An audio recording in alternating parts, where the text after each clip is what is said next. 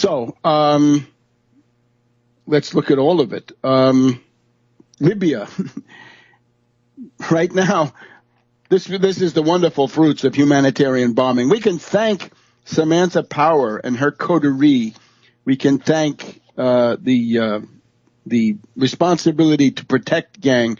Libya has gone from the best standing on the United Nations Human Development Index. They were tops in Africa. They were ahead of other countries. They were ahead, as I recall, of Brazil, ahead of Ukraine.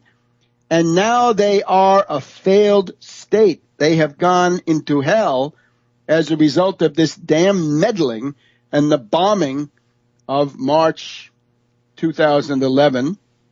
Bernard-Henri Lévy had his hands in this operation. Sarkozy, don't forget it. The U.S. diplomats have all fled, total chaos. And will that become a terror base? Well, how can it become anything else in that context? So there's some kind of a sketch of what's happening in the world. But now we got to go over to EcoFin, and we'll be back in a minute. Welcome back to World Crisis Radio, August 1st, 2014. We are, of course, looking forward to getting some news from Nebraska in the course of the next week or 10 days about the ballot situation, and we're rooting for Dan Berdorf and his campaign to be able to challenge Ben Sasse and Domina. And in particular, there is that debate sponsored by the Cattlemen's Association in western Nebraska, which would become a showcase, I think, for the bankruptcy of both the reactionary Republican and the Wall Street Democrat point of view. And again, you're going to be a Wall Street Democrat unless you make an effort not to be one. Right? You got to do something about that. So I think you get the idea. So we're hoping for that. Dan Berdorf. Remember, it's danfornebraska.com, danfornebraska.com. We're very much in the thick of things out there, and we're hoping to have some news for you soon. Now, let's look at the bigger picture, though, right? Look at this economic situation, right? Now, we've got the U.S.-centered Bretton Woods system based on the dollar, and the court of last resort is in New York City. Well, Argentina has now been forced into default by a group of hedge fund hyenas. That is to say, Singer, a guy called Singer, and his Elliott Fund have successfully argued in a New York City federal district court that the settlements made by the Argentinian government with various creditors are not kosher, and that therefore they should get all their money, right? They want to be paid in full. And astoundingly enough, the New York federal judge has embraced the creditors, not even the creditors, because these are a minority of the creditors. They represent about 6 to 7% of the creditors of Argentina. These are bottom fishers, right? They've gone into the secondary market, bought this stuff up for pennies on the dollar, and now they want to get a bonanza windfall by getting paid in full. By the way, let me hasten to point out, Paul Elliott Singer is a libertarian. Hey, libertarians, is he one of you? Is this what it means to be a libertarian, like Peter Thiel or somebody like this? In this case, the biggest hedge fund predator attacking Argentina is a libertarian. So I'll be really interested to hear how our libertarian friends respond to this, because that's a country of 41 million people. They go on the chopping block, right? And the Argentinians are fighting back. President Rodriguez de Kirchner, you'll remember her. She was slandered by Assange in the WikiLeaks document dump. Wasn't that interesting? The buitres, the vulture funds, right? The locust funds, the hedge fund hyenas are attacking. And remember, this is a debt situation where about 30% of the Argentinian foreign debt is dollar denominated. Other parts are Argentine peso denominated and euro denominated. And unfortunately, some of these have a clause that the jurisdiction is in New York.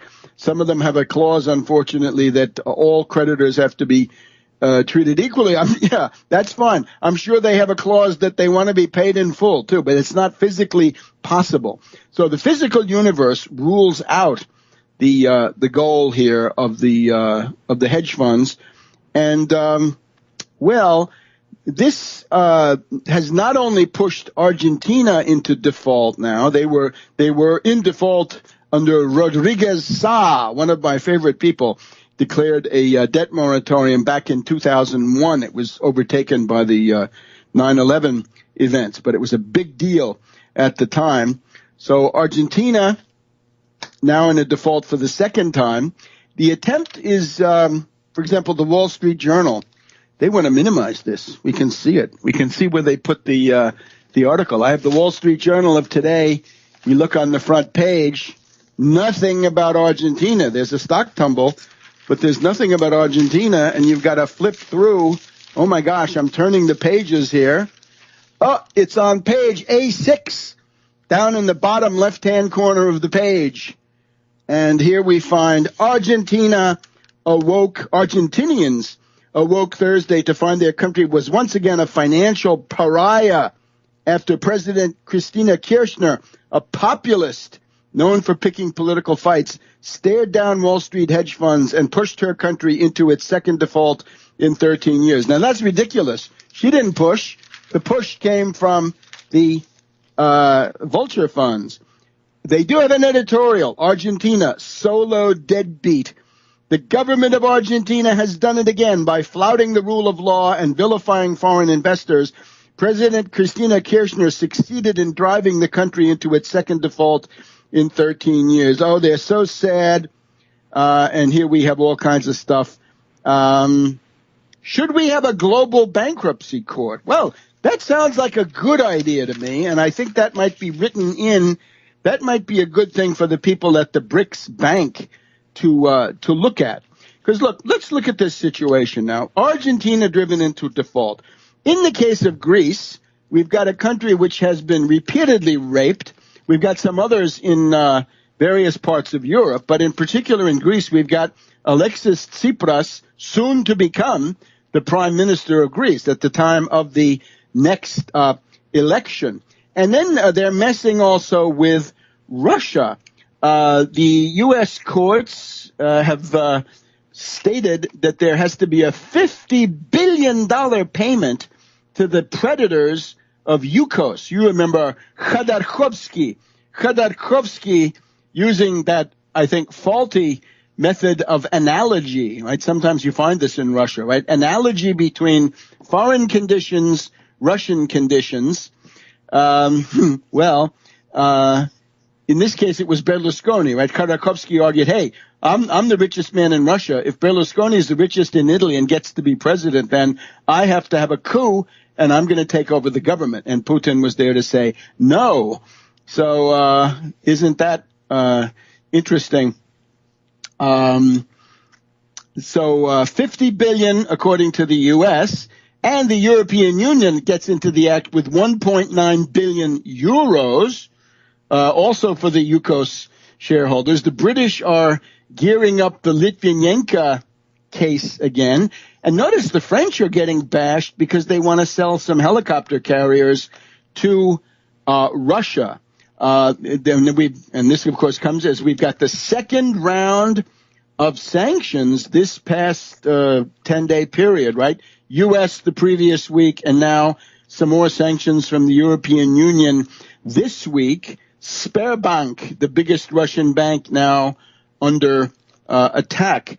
So from Argentina to Greece to Russia to France. And then, you got to look at Germany. They want to be respectable, of course, right? They're going to pay. But still, some of those big executives there realize that the sanctions are economic suicide for them. And Italy not far behind. And remember those interesting reports that the Russians are working on the new Prime Minister Renzi.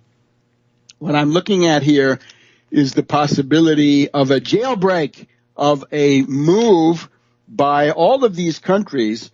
You've got to respond to the fact that the U.S. government is not capable of administering what is supposed to be a world financial system. You cannot have a multilateral universal financial system, which is then in practice administered for the narrow, immediate, short-term benefit of the sociopathic elements in one of the countries, right? Maybe one of the more important ones, but still just one of many.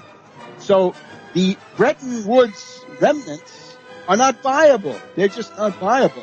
And people are going to break out. And that's what we've got to be looking at. That, I think, is what's going to be the issue if there's a false flag in Ukraine. Back in a minute.